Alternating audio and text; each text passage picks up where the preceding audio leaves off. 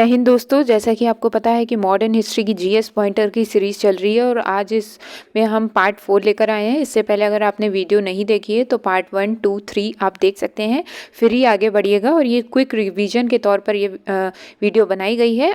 Last में आपको घटना चक्र इतनी मोटी हिस्ट्री की कवर करने में अगर प्रॉब्लम होती है तो आप सिर्फ इसे रिविज़न कर जाइए और आपको बहुत ज़्यादा बेनिफिट मिलेगा। तो चलिए शुरू करते हैं हम आगे के चैप्टर्स को। तो दोस्तों आज हम बात करेंगे कांग्रेस से पूर्व स्थापित राजनीतिक संस्थाओं के बारे में। इससे पहले हमने बहुत सारे जो चैप्टर्स हैं वह कंप्लीट कर लिए हैं। तो चलिए शुरू करते हैं हम। सबसे पहले अगर देखें तो भारत में जिस राजनीतिक संगठन की स्थापना 1838 में हुई थी उसका नाम क्या था? तो जमींदारी एसोसिएशन था। तो यहाँ पर ईयर भी आपको ध्यान रखना है और एसोसिएशन भी आपको याद रखना है। The Deccan association, the Indian association, the Madras Mahajan Sabha, the Poona सार्वजनिक सभा में जिसने 1875 में द हाउस ऑफ कॉमन्स में एक याचिका प्रस्तुत करते हुए ब्रिटिश संसद ने भारत के प्रत्यक्ष प्रतिनिधि की मांग की थी, वो कौन थी? द पूना सार्वजनिक सभा। तो यहाँ पर आपको ईयर के साथ ये भी याद रखना है। ठीक है, आगे बढ़ते हैं हम। भारत संघ यानी कि इंडियन एसोसिएशन के संस्थापक कौन थे? तो एस एन बनर्जी जी थे। राष्ट्रीय कांग्रेस के पूर्व में सबसे प्रमुख संस्था कौन थी? तो इंडियन एसोसिएशन ऑफ कलकत्ता थी। सत्येंद्र नाथ टैगोर, सुरेंद्र नाथ बनर्जी, आर.सी. दत्त, सुभाष चंद्र बोस में से वह नेता जो ब्रिटिश द्वारा इंडियन सिविल सर्विसेज से 1874 में बर्खास्त किए गए थे, तो कौन थे? सुरेंद्र नाथ बनर्जी थे। सुरेंद्र नाथ बनर्जी द्वारा स्थापित उस संगठन का नाम बताइए जिसका 1886 में इंडियन नेशनल कांग्रेस में विलय हो गया, तो कौन था? नेशनल कॉन्फ्रेंस थी। आगे बढ़ते हैं हम। यहाँ पर राजनीतिक सुधारों को लेकर विरोध करने वाले पहले भारतीय कौन थे? तो राजा राम मोहन राय जी थे। सही कालक्रम बताना है तो सबसे पहले Bombay association, Indian league, Indian association, Madras Mahajan Sabha. तो यहाँ पर आप सबके ईयर भी याद रख लीजिएगा और तभी आप इसे असेंडिंग या डिसेंडिंग ऑर्डर में लगा पाएंगे।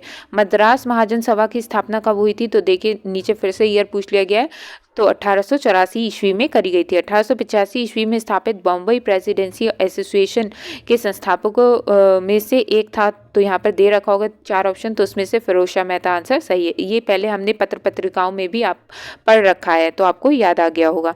चलिए दूसरा शुरू करते हैं हम।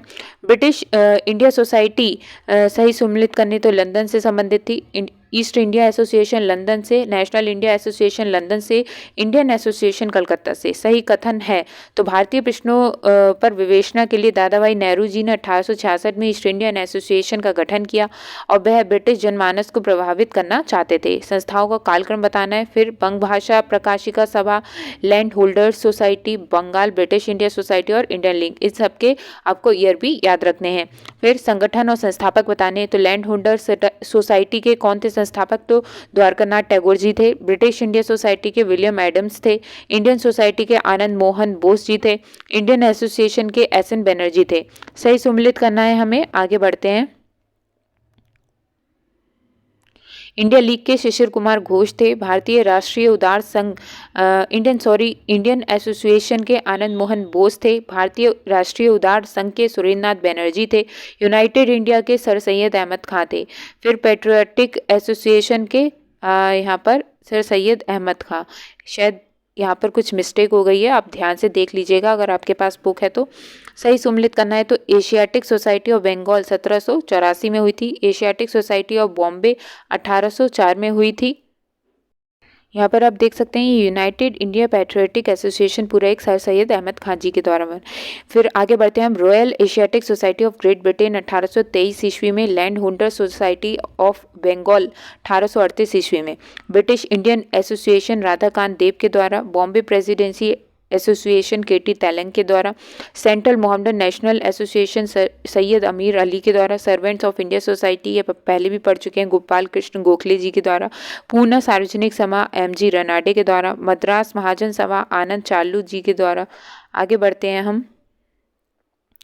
देखिए और फिर है Asiatic society of Bengal William Jones के द्वारा। तो यहाँ पर इस चैप्टर खत्म हो गया। आगे बढ़ते हैं भारतीय राष्ट्रीय कांग्रेस की तरफ, जो कि बहुत इंपॉर्टेंट चैप्टर है परीक्षा की दृष्टि से। तो यहाँ पर भारतीय राष्ट्रीय कांग्रेस की स्थापना एलन एक्टिवन ह्यूम ने करी थी। भारतीय राष्ट्रीय कांग्रेस के संस्थापक कौन थे? तो असैनिक सेवक थे, एक असैनिक सेवक थे। ठीक है, भारतीय राष्ट्रीय कांग्रेस की स्थापना कब हुई थी? तो 1885 में हुई थी। भारतीय राष्ट्रीय कांग्रेस के प्रथम अधिवेशन में भाग लेने वाले प्रतिनिधियों की संख्या कितनी थी? तो 72 थी। भारतीय राष्ट्रीय कांग्रेस के प्रथम अधिवेशन प्रथम अधिवेशन कब हुआ था, कहाँ हुआ था, तो बॉम्बे में हुआ था। आगे बढ़ते हैं हम, ये देखिए आगे बढ़ते हैं हम। कांग्रेस के नागपुर सत्र 1920 के पश्चात प्रांतीय कांग्रेस समितियों का गठन भाषाई आधार पर किया गया था तथा वर्ष 1948 में कांग्रेस ने भाषाई आधार पर प्रांतों के गठन का मांग अस्वीकार कर दी थी। ठीक है, आगे बढ़ते हैं हम।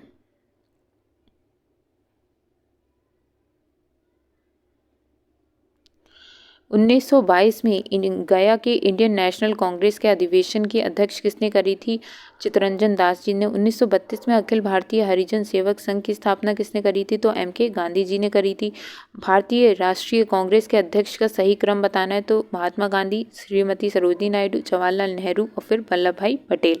भारतीय राष्ट्रीय कांग्रेस का एकमात्र अधिवेशन जिसकी अध्यक्षता महात्मा गांधी जी द्वारा की गई थी तो बेलगांव अधिवेशन 1924, और ये इंपॉर्टेंट क्वेश्चन है। ठीक है, फिर है हमारे पास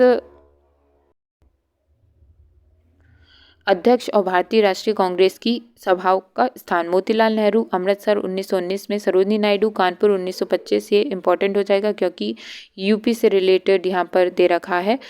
आगे बढ़ते हैं हम। डॉक्टर राजेंद्र प्रसाद बम्बई 1934, अबुल कलाम आजाद ने रामगढ़ 1940 में। अधिवेशन मेरठ अधिवेशन, देखिए सब यूपी के पूछे हैं इसमें। मेरठ अधिवेशन 1946 को, कानपुर 1925, लखनऊ 1916 और बनारस अधिवेशन 1905 जब गोपाल कृष्ण गोखले जी थे तब की ये बात है। भारतीय राष्ट्रीय कांग्रेस का अधिवेशन जिसमें जवाहरलाल नेहरू ने समाजवाद को भारत की समस्याओं को हल करने की कुंजी बताया तो कौन सा था, लखनऊ अधिवेशन। वर्ष 1938 में भारतीय राष्ट्रीय कांग्रेस के हरिपुरा अधिवेशन की अध्यक्षता कब करी थी, तो सुभाष चंद्र बोस ने जब त्रिपुरा संकट आया था तब की बात की जा रही है ये। आगे बढ़ते हैं हम। जवाहरलाल नेहरू, अबुल कलाम आजाद, आनंद मोहन बोस तथा भूपेंद्र नाथ बोस में से वह जो कम आयु में भारतीय राष्ट्रीय कांग्रेस के अध्यक्ष बने तो कौन थे, अबुल कलाम आजाद। सही सम्मिलित करना है कांग्रेस अध्यक्ष और अधिवेशन स्थान। Doctor M.A. अंसारी मद्रास के, पुरुषोत्तम दास टंडन कौन थे, तो नासिक के, सरोजिनी नायडू कानपुर से, सुभाष चंद्र बोस हरिपुरा से। लगातार 6 वर्ष तक भारतीय राष्ट्रीय कांग्रेस के अध्यक्ष कौन रहे, तो अबुल कलाम आजाद। जब भारत स्वतंत्र हुआ उस समय कांग्रेस के अध्यक्ष कौन थे, तो JV कृपलानी थे। पहली बार देखिए जनगण मन पहली बार कब गया था, तो भारतीय राष्ट्रीय कांग्रेस के कलकत्ता अधिवेशन 1911 में। और आगे बढ़ते हैं हम। भारतीय राष्ट्रीय कांग्रेस का अंतिम अधिवेशन जिसमें बाल गंगाधर तिलक ने भाग लिया था तो अमृतसर अधिवेशन है 1919 में। ठीक है, आगे बढ़ते हैं हम। फिर नेक्स्ट चैप्टर शुरू हो जाता है, कांग्रेस में गर्म दल और नरम दल। महात्मा गांधी के पदार्पण के पूर्व भारत में राष्ट्रीय आंदोलन की दिशा को प्रभावित करने वाले अंतर्राष्ट्रीय घटनाएं कौन सी थी, तो 1898 में इटली अबिसीनिया युद्ध, चीन का बॉक्सर आंदोलन, आयरलैंड का क्रांतिकारी आंदोलन, रूस जापान युद्ध में जापान की विजय। कांग्रेस के नरम दल नेताओं का आंदोलन पद्धति क्या थी, तो राजा वंदे आंदोलन थे। ठीक है, वह आंदोलन जिसके कारण भारतीय राष्ट्रीय कांग्रेस का विभाजन हुआ। परिणाम स्वरूप नरम दल और गर्म दल का उद्भव हुआ। स्वदेशी आंदोलन, अधिकतर नरमपंथी नेता थे शहरी क्षेत्रों से थे। 1904 में लगातार भारत को स्वशासन देने पर बल दिया दादा भाई नेहरू जी ने। ओके, बाल गंगाधर तिलक, मदन लाल, उधम सिंह तथा गोपाल कृष्ण गोखले में उग्रपंथी कौन नहीं था, तो गोपाल कृष्ण गोखले जी नहीं थे। भारतीय राष्ट्रीय कांग्रेस पर प्रार्थना, याचना व विरोध की राजनीति करने का आरोप लगाया बाल गंगाधर तिलक ने। कांग्रेस की प्रार्थना और याचना की नीति अंततोगत्वा समाप्त हो गई बाल गंगाधर तिलक के नेतृत्व में। भारतीय राष्ट्रीय कांग्रेस को भीख मांगने वाली संस्था बैगिंग इंस्टीट्यूट किसने कहा था, तो बाल गंगाधर तिलक ने। भारतीय राष्ट्रीय कांग्रेस गर्मपंथियों को प्रावधान आया कब आया था, तो वर्ष 1906 में। अरविंद घोष, दादा भाई नेहरू जी, JK गोखले, SN बैनर्जी में कांग्रेस के गर्म दल से संबंधित कौन था, तो अरविंद घोष थे। फिरोज शाह मेहता, गोपाल कृष्ण गोखले तथा बिपिन चंद्र पाल में उग्रवादी कौन था, तो बिपिन चंद्र पाल। राष्ट्रीय आंदोलन में बाल गंगाधर तिलक, दादा भाई नेहरू जी, MG रनाडे, गोपाल कृष्ण गोखले में नरमदलीय तौर पर नहीं था तो कौन नहीं था, बाल गंगाधर तिलक। शेर पंजाब के नाम से कौन मशहूर था, तो लाला लाजपत राय। आगे बढ़ते हैं हम। फिरोज शाह मेहता, दादाभाई नौरोजी, गोपाल कृष्ण गोखले तथा लाला लाजपत राय। भारतीय राष्ट्रीय कांग्रेस में उदारवादी से कौन नहीं जुड़ा था? लाला लाजपत राय। लाला लाजपत राय ने अपना राजनीतिक गुरु किसे माना था? तो मैजिनी को माना था। उन्होंने मैजिनी, गैरीवाल्डी, शिवाजी, श्री कृष्ण की जीवनी लिखी। वे अमेरिका के कुछ समय के लिए रहे और केंद्रीय सभा के सदस्य भी निर्वाचित हुए थे। वे कौन थे? तो ये थे लाला लाजपत राय। गोपाल कृष्ण गोखले, बाल गंगाधर तिलक, एलन ऑक्टेवियन ह्यूम और मदन मोहन मालवीय के मध्य मार्गी नहीं था। तो कौन नहीं था? तो बाल गंगाधर तिलक। आगे बढ़ते हैं हम।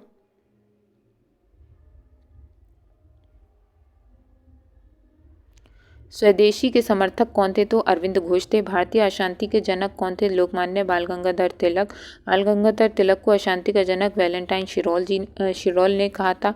बीजी तिलक को सजा के पश्चात जिसने दया की वकालत की थी और कहा था संस्कृत के एक विद्वान के रूप में तिलक से मेरी दिलचस्पी है, तो कौन थे? मैक्स मूलर ने कहा था। 1908 में 6 वर्ष के कारावास की सजा स्वतंत्रता संग्राम के जिस उग्रवादी नेता को दी गई थी वह कौन थे? तो बीजी तिलक जी थे। आगे बढ़ते हैं हम।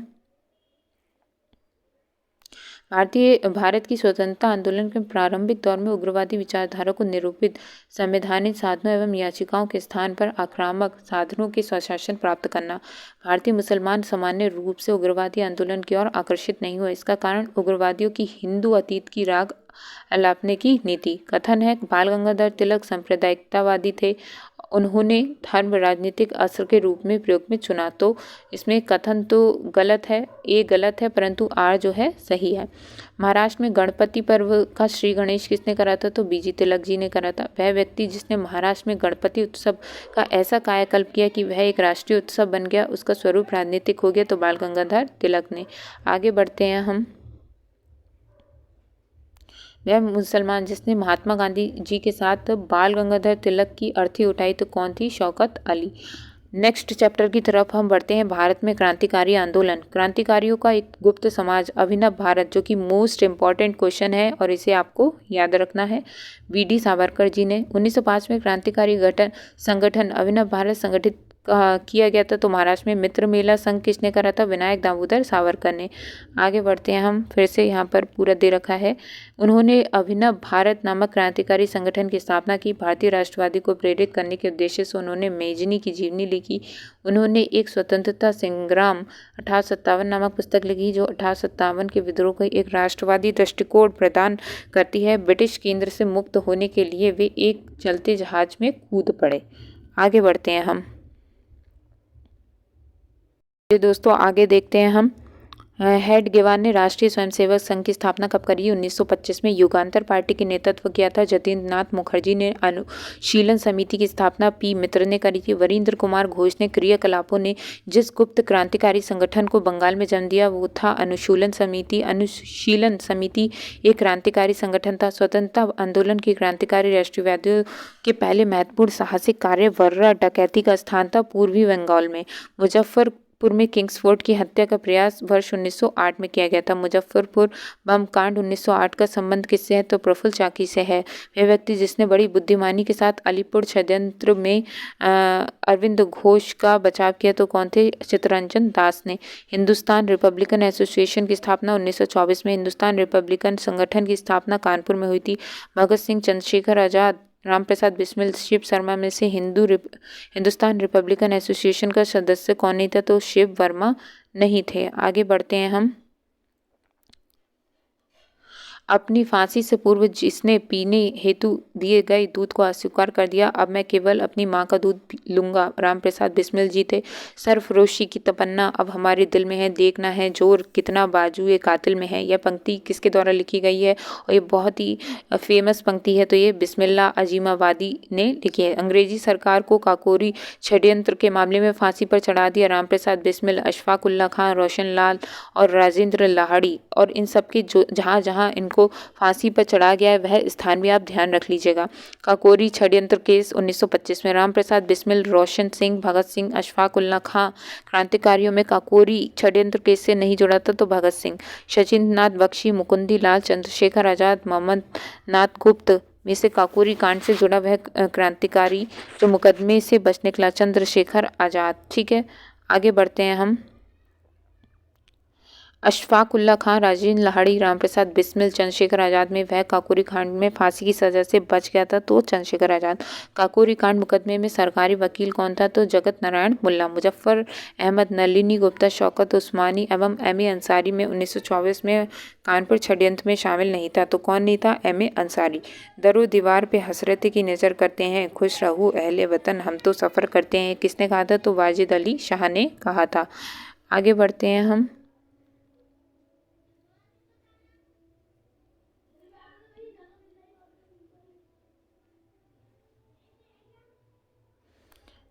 बहरी ब्रिटिश सरकार को सुनाने हेतु केंद्रीय विधानसभा में 8 अप्रैल 1929 को बम फेंका। भगत सिंह और बटुकेश्वर दत्त ने सरकार के विरोध में असेंबली में बम फेंकने के समय भगत सिंह की उम्र क्या थी तो 21 साल से थोड़े ज़्यादा थे। हिंदुस्तान सोशलिस्ट रिपब्लिकन एसोसिएशन के संस्थापक कौन थे तो भगत सिंह जी। शशिनाथ सैन्याल द्वारा स्थापित हिंदुस्तान रिपब्लिकन एसोसिएशन का नाम बदलकर हिंदुस्तान सोशलिस्ट रिपब्लिकन एसोसिएशन किसने किया था तो चंद्रशेखर आज़ाद जी ने। 1928 में हिंदुस्तान सोशलिस्ट रिपब्लिकन एसोसिएशन की स्थापना हुई थी, दिल्ली में हुई थी। इनकलाब जिंदाबाद का नारा दिया भगत सिंह जी ने दिया था। आगे बढ़ते हैं हम। भगत सिंह राजगुरु सुखदेव को फांसी दी गई 23 मार्च 1931 को। पहवाद केस जिसमें भगत सिंह सुखदेव राजगुरु को फांसी की सुनाई गई। लाहौर षड्यंत्र केस, भगत सिंह का स्मारक फिरोजपुर में स्थित है। लाहौर षड्यंत्र केस में बटुकेश्वर दत्त, सुखदेव, भगत सिंह तथा राजगुरु में से फांसी नहीं हुई तो किसे नहीं हुई? बटुकेश्वर दत्त को। भारतीय स्वतंत्रता के लिए फांसी पाने वाले प्रथम रिकॉर्डेड मुसलमान का नाम अशफाक उल्ला खां। मुकदमे का सही क्रम लाहौर मुकदमा, फिर कानपुर हो गया, फिर काकोरी हो गया और फिर मेरठ मुकदमा। अब देखिए नीचे इनके सन भी पूछ लिए गए हैं। हावड़ा षड्यंत्र प्रकरण 1910, विक्टोरिया षड्यंत्र प्रकरण 1914, लाहौर षड्यंत्र 1916 और 30 यानी कि 2 बार हुआ था। काकोरी षड्यंत्र कब हुआ था तो 1925 में। दिल्ली षड्यंत्र केस में अमीरचंद रास बिहारी बोस थे। काकोरी में कौन थे? अशफाक उल्ला खां। और लाहौर षड्यंत्र में जतिन दास थे। आगे बढ़ते हैं हम। हावड़ा षड्यंत्र केस जतिननाथ मुखर्जी से संबंधित है। लाहौर षड्यंत्र केस राजगुरु से।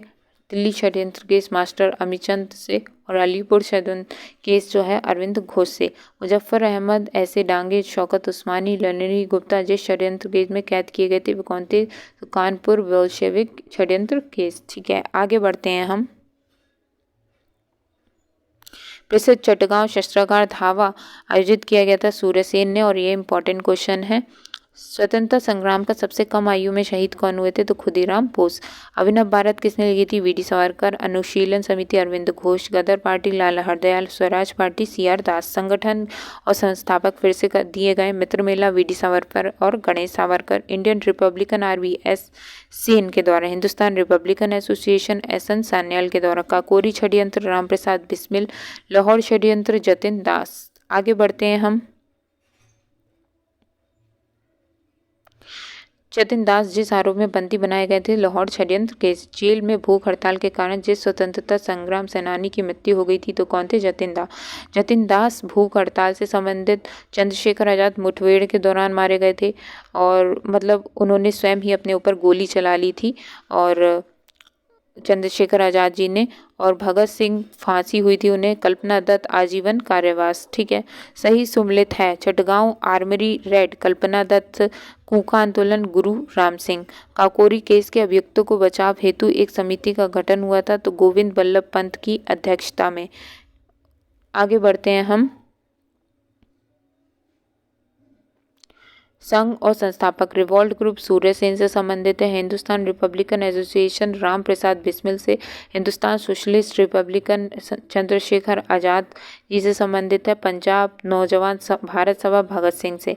अभिनव भारत अनुशीलन समिति new nationalist party Indian patriot association में से क्रांतिकारी गतिविधियों में लिप्त संगठन कौन है तो अभिनव भारत और अनुशीलन समिति। निष्क्रिय विरोध के सिद्धांत किसने प्रतिपादित किया था तो अरविंद घोष के द्वारा किया था। आगे बढ़ते हैं हम। सही कथन बताना है। सुभाष चंद्र बोस ने फॉरवर्ड ब्लॉक की गठन किया था। भगत सिंह ने हिंदुस्तान रिपब्लिकन सोशलिस्ट एसोसिएशन के संस्थापकों में से एक थे। राम प्रसाद बिस्मिल, राजेंद्र लाहिड़ी, रोशन सिंह, अशफाक उल्ला खां वे क्रांतिकारी जिसको फांसी गोरखपुर में किसकी हुई थी तो राम प्रसाद बिस्मिल और ये इंपॉर्टेंट हो जाता है। सचिंद्र नाथ सान्याल, राजेंद्र लाहिड़ी, चंद्रशेखर आज़ाद, गोपीनाथ में से वह क्रांतिकारी नेता जिसने कलकत्ता के क्रूर पुलिस कमिश्नर चार्ल्स ट्रेगार्ड की हत्या का प्रयास किया, तो किसने करा था? तो गोपीनाथ साहा ने। फिरोज शाह मेहता, गोपाल कृष्ण गोखले एवं बिपिन चंद्र पाल में से वह जो एक उग्रवादी था तो कौन था? बिपिन चंद्र पाल था। ठीक है, आगे बढ़ते हैं हम। शांति घोष, सुनीति चौधरी, बीना दास, कल्पना दत्त में से वह महिला क्रांतिकारी जिसने दीक्षांत समारोह में अपनी उपाधि यानी कि डिग्री ग्रहण करते समय अंग्रेजी गवर्नर पर गोली चला दी थी, तो किसने चलाई थी? तो बीना दास ने। आलोचना और स्वतंत्र चिंतन एक क्रांतिकारी की दो विशेषताएं हैं और ये किसने करी थी? तो भगत सिंह जी ने कहा था। लाठी क्लब, हिंदू अखाड़ा, गणपति महोत्सव, शिवाजी महोत्सव की शुरुआत किसने करी थी? तो बीजी तिलक ने करी थी। नेक्स्ट चैप्टर की ओर हम बढ़ते हैं। भारत के बाहर क्रांतिकारी गतिविधियां पढ़ते हैं हम। लंदन में इंडियन होम रूल सोसाइटी प्रारंभ श्यामजी कृष्ण वर्मा ने करी थी। इंडियन होम रूल सोसाइटी 1905 में। लंदन में इंडियाज हाउस की स्थापना किसने करी थी? तो श्यामजी कृष्ण वर्मा ने। गदर पार्टी की स्थापना 1913 में और ये इम्पोर्टेंट है। गदर आंदोलन की स्थापना सोहन सिंह भाकना ने करी थी और गदर पार्टी का पहले सभापति सोहन सिंह भाकना थे। लाला हरदयाल, रामचंद्र, बरकतुल्ला, खुदीराम बोस में जो गदर पार्टी से संबंधित नहीं थे तो खुदीराम बोस नहीं थे। प्रथम विश्व युद्ध के दौरान सक्रिय होने वाली गदर क्रांतिकारियों का आधार स्थल क्या था? तो पश्चिमी अमेरिका था। गदर पार्टी की स्थापना हुई थी संयुक्त राज्य अमेरिका में। गदर था क्या? भारतीयों का एक क्रांतिकारी संघ जिसका प्रधान कार्यालय सैन फ्रांसिस्को में था। आगे बढ़ते हैं हम। गदर क्रांति छिड़ने का सबसे महत्वपूर्ण कारण प्रथम महायुद्ध का शुरू होना। वह व्यक्ति जिसने विदेश में गणतंत्रात्मक सरकार की स्थापना करी तो महेंद्र प्रताप ने। वह स्थान जहां प्रथम विश्व युद्ध के दौरान जर्मनी के समर्थन में भारत में एक अंतरिम सरकार बनी जिसके प्रेसिडेंट राजा महेंद्र प्रताप थे तो अफगानिस्तान। भारतीय क्रांति की माँ कौन है? तो भीकाजी रुस्तम कामा। मैडम भीकाजी कामा से संबंधित कथन है सही, तो मैडम कामा दादा भाई नेहरू की निजी सचिव रही। मैडम कामा के माता पिता पारसी थे। वह महिला जिसने भारतीय तिरंगा सबसे पहले फहराया तो भीकाजी कामा ने। भीकाजी कामा ने 1907 में प्रथम ध्वज फहराया। कहाँ? स्टुटगार्ट में।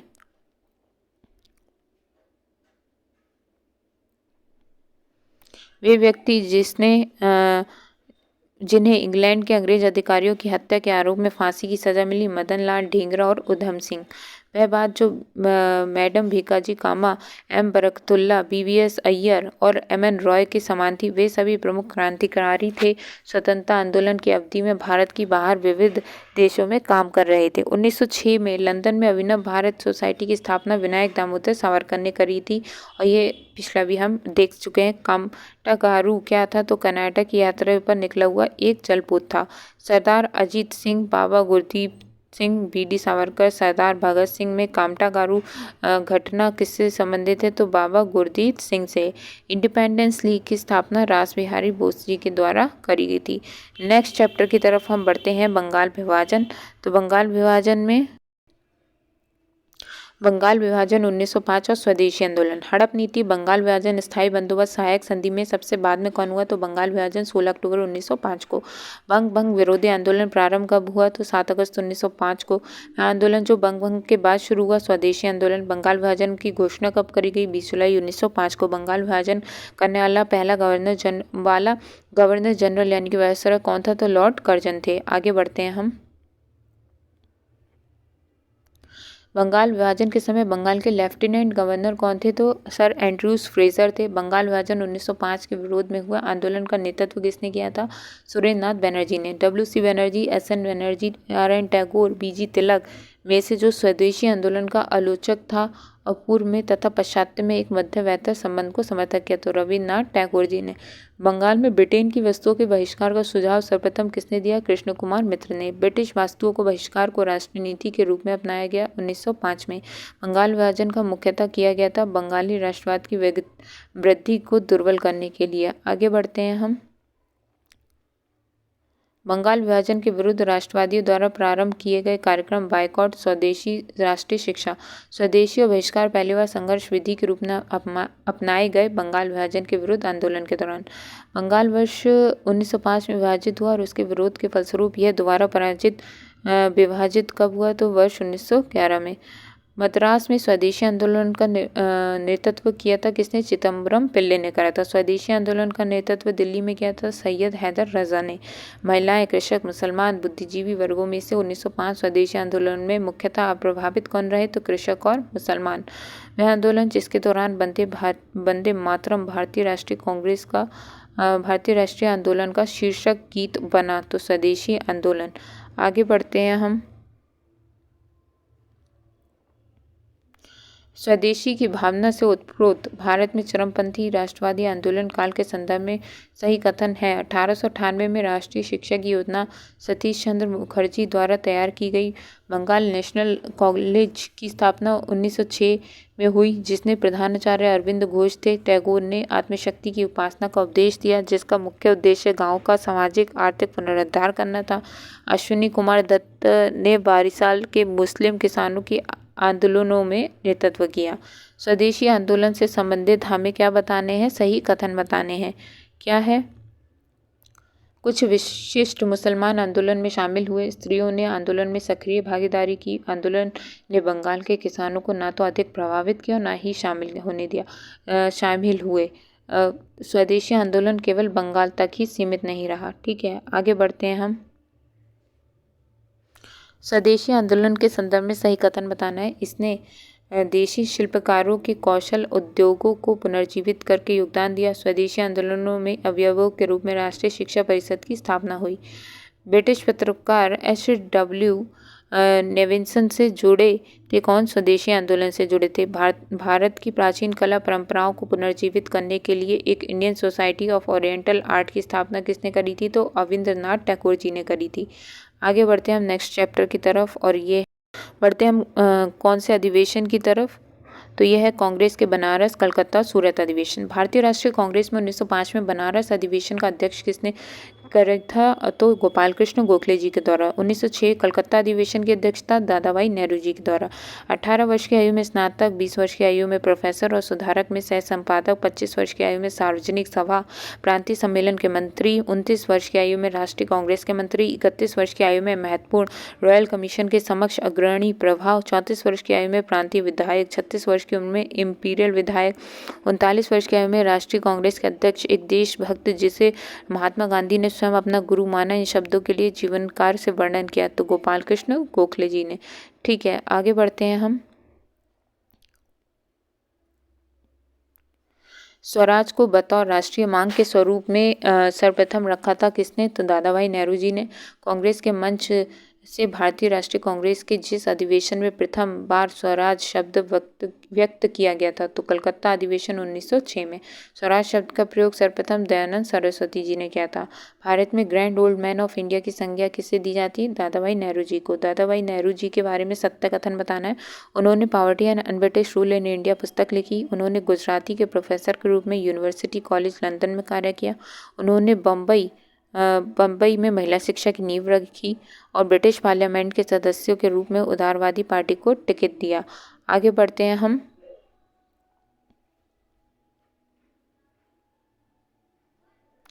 दादा भाई नेहरू जी के विषय में सत्य कथन। वह पहले भारतीय थे जो एल्फिंस्टन कॉलेज बम्बई में गणित एवं भौतिकी के प्रोफेसर नियुक्त हुए थे। 1892 में उन्हें ब्रिटिश पार्लियामेंट का एक सदस्य निर्वाचित किया गया था। उन्होंने गुजराती पत्रिका राष्ट्र गुफ्तार का आरंभ किया था। ब्रिटिश पार्लियामेंट में चुना जाने वाला प्रथम भारतीय कौन था? तो दादा भाई नेहरू जी थे। नरम दल गरम दल के रूप में भारतीय राष्ट्रीय कांग्रेस का विभाजन सूरत अधिवेशन में हुआ था।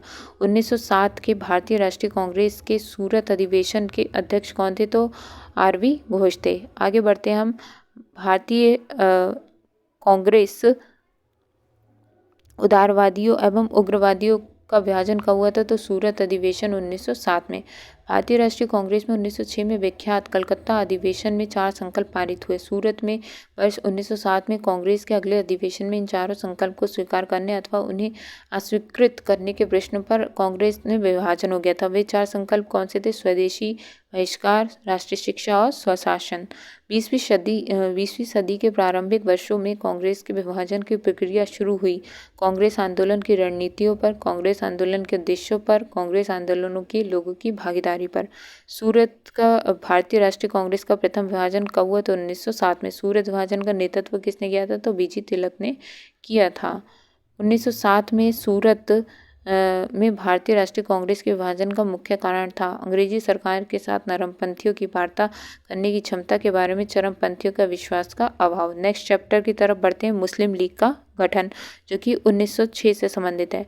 सर सैयद अहमद खां, सर मोहम्मद इकबाल आगा खां, नवाब सलीमुल्लाह खां में से ऑल इंडिया मुस्लिम लीग की स्थापना किसने करी थी? तो नवाब सलीमुल्लाह खां ने करी थी। वर्ष 1906 में मुस्लिम लीग की स्थापना ढाका में हुई थी। मुस्लिम लीग के प्रथम अध्यक्ष आगा खां थे। वर्ष 1907 में मुस्लिम लीग का वार्षिक अधिवेशन कराची में हुआ था। कथन है, लीग ने कांग्रेस कि मुस्लिम जनता के साथ मिलकर उद्देश्य पूर्ति लगाने का अधिकार को मानने से मना कर दिया। वैसा अधिकार अकेली मुस्लिम लीग का था। ए सही है लेकिन आर जो है गलत है। आगे बढ़ते हैं हम। भारतीय स्वाधीनता संघर्ष के संदर्भ में सत्य कथन। हकीम अजमल खां राष्ट्रीयवादी व चरमपंथी अहरार आंदोलन शुरू करने वाले नेताओं में से एक थे। भारतीय राष्ट्रीय कांग्रेस के संगठन के समय सर सैयद अहमद खान ने इसका विरोध किया। मौलाना बरकतुल्लाह, मौलाना अब्दुल्ला सिंधी काबुल में भारत की अंतकालीन सरकार का गठन करने वाले में से थे। वर्ष 1906 में लॉर्ड मिंटो से शिमला में मिले मुसलमानों के शिष्टमंडल ने प्रार्थना की मुसलमानों के लिए पृथक निर्वाचन वर्ग की। 1908 में अखिल भारतीय मुस्लिम लीग की एक लंदन शाखा में स्थापना हुई, अमीर अली की अध्यक्षता में। मुसलमान यदि खुश और संतुष्ट हैं तो भारत में ब्रिटिश शक्ति का महत्तम बचाव होगा। ये किसने करा था? तो डब्ल्यू हंटर ने कहा था। नेक्स्ट चैप्टर की तरफ बढ़ते हैं, माले मिंटो सुधार। तो माले मिंटो सुधार बिल कब पारित हुआ था? तो 1909 में। 1909 में इंडियन काउंसिल एक्ट की व्यवस्था की गई थी। सांप्रदायिक प्रतिनिधित्व की राष्ट्रीय कांग्रेस राष्ट्रीय आंदोलन की अवधि जिस घटना में मतभेद के बीच थे और जिसने अंततः देश का विभाजन किया। विधानसभाओं में मुसलमानों के लिए पृथक निर्वाचन क्षेत्र और स्थानों में आरक्षण। ठीक है, तो इसने क्या करा था? देश का विभाजन करवा दिया था इसी कारण। आगे बढ़ते हैं हम। दिल्ली दरबार और राजधानी में परिवर्तन। ब्रिटिश काल में दिल्ली में पहली भारत की राजधानी कलकत्ता थी। 1912 में जब राजधानी कलकत्ता से दिल्ली लाई गई तो उस समय वायसराय कौन थे? तो लॉर्ड हार्डिंग थे। दिल्ली राजधानी कब बनी भारत की? तो 1912 में। अब आगे करते हैं हम। वह जिसके राजकीय प्रवेश के अवसर पर दिल्ली में बम फेंका गया था, लॉर्ड हार्डिंग के। ठीक है, आगे बढ़ते हैं हम। ब्रिटिश शासन के दौरान बिहार को एक अलग प्रांत का दर्जा दिया गया 1912 में। और गठन कब हुआ था बिहार का? तो 1912 में। आगे बढ़ते हैं हम। कांग्रेस का लखनऊ अधिवेशन, जिसमें एक हो गए थे। दिसंबर 1916 में इंडियन नेशनल कांग्रेस तथा इंडियन मुस्लिम लीग ने एक ही समय अधिवेशन आयोजित किया लखनऊ में। वर्ष 1916 में राष्ट्रीय कांग्रेस के लखनऊ अधिवेशन की अध्यक्षता AC मजूमदार ने करी थी। कांग्रेस तथा मुस्लिम लीग के बीच प्रसिद्ध लखनऊ समझौते का हस्ताक्षर 1916 में हुए थे। अतिवादियों उदारवादियों के पुनर्मिलन की प्रक्रिया में प्रमुख शिल्पी एनी बेसेंट। ठीक है, वर्ष 1916 में मुस्लिम लीग और कांग्रेस के मध्य समझौता कराया था, BG तिलक ने कराया था। ठीक है, कांग्रेस के वर्ष 1916 के लखनऊ अधिवेशन में लिया गया मुख्य दूरगामी परिणाम वाला निर्णय था। मुस्लिम लीग की पृथक निर्वाचन क्षेत्र की मांग स्वीकार की गई। इंडियन नेशनल कांग्रेस मुस्लिम लीग के बीच मैत्रीत्व का काल प्रदर्शित करता है 1916 से 1922। वर्ष 1916 के लखनऊ के कांग्रेस अधिवेशन के विषय में सत्य क्या है? तो इस अधिवेशन में उदारवादियों और उग्रवादियों के बीच मेल स्थापित हुआ। महात्मा गांधी ने पहली बार चंपारण किसानों की समस्याओं को अवगत कराया। आगे बढ़ते हैं नेक्स्ट चैप्टर की तरफ। होम रूल लीग आंदोलन सर्वप्रथम आरंभ किया एनी बेसेंट ने। 1916 में 2 होम रूल लीग आरंभ की गई, तिलक जी के द्वारा और एनी बेसेंट के द्वारा। एनी बेसेंट मुख्यतः संबंध रही गृह शासन आंदोलन से संबंधित। ठीक है, प्रथम विश्व युद्ध के दौरान आंदोलन जो भारत में लोकप्रिय हुआ था, होम रूल आंदोलन। Bal Gangadhar Tilak, Annie Besant, M Subramaniam Iyer, TS Olcott ने होम रूल लीग आंदोलन की स्थापना में योगदान नहीं दिया था, तो TS अल्कॉल्ड का। CR Das, S Subramania Iyer, Annie Besant, BG Tilak में से होम रूल आंदोलन से नहीं जोड़ा था, तो कौन नहीं जोड़े थे? तो CR दास नहीं जोड़े थे। आगे बढ़ते हैं हम। होम रूल समर्थन अपने राजनीतिक शक्ति का सफलतापूर्वक प्रदर्शन कर सके कांग्रेस के 1916 लखनऊ अधिवेशन में। होम रूल आंदोलन भारतीय स्वतंत्रता संग्राम में एक नए चरण के आरंभ का द्योतक था, क्योंकि इसने देश में सामने स्वशासन यानी कि सेल्फ गवर्नमेंट की एक ठोस योजना रखी थी। नेक्स्ट बढ़ते हैं हम। होम रूल लीग के संबंध के 70 में सबसे पहले इसकी योजना एनी बेसेंट ने 1914-15 में प्रस्तुत की थी। तिलक ने होम रूल लीग आंदोलन महाराष्ट्र यानी कि बम्बई छोड़कर कर्नाटक, मध्य प्रांत एवं बिहार तक सीमित रखा था। तिलक द्वारा स्थापित होम रूल लीग अधिक शक्तिशाली थे। एनी बेसेंट, एलन एक्ट्यूवन ह्यूम और माइकल मधुसूदन दत्त और आर पाम दत्त में फेबियन आंदोलन का सदस्य कौन था? तो एनी बेसेंट थे। एनी बेसेंट के संबंध में सही कथन होम रूल आंदोलन प्रारंभ करने के लिए उत्तरदायी थी। इंडियन नेशनल कांग्रेस की एक बार अध्यक्षता भी की थी। 1920 में वह संस्था जिसने अपने नाम परिवर्तित कर स्वराज्य सभा रख लिया था, तो all India home rule league. तो दोस्तों आज के लिए बस इतना ही। मिलते हैं हम कल वीडियो की सीरीज़ में पार्ट 5 में। तो जब तक आप इसका रिवीजन करते रहिए। अगर आपको अच्छी लगे तो इसे लाइक और शेयर करना बिल्कुल भी ना भूलें। मिलते हैं हम कल। धन्यवाद दोस्तों, आज के लिए बस इतना ही।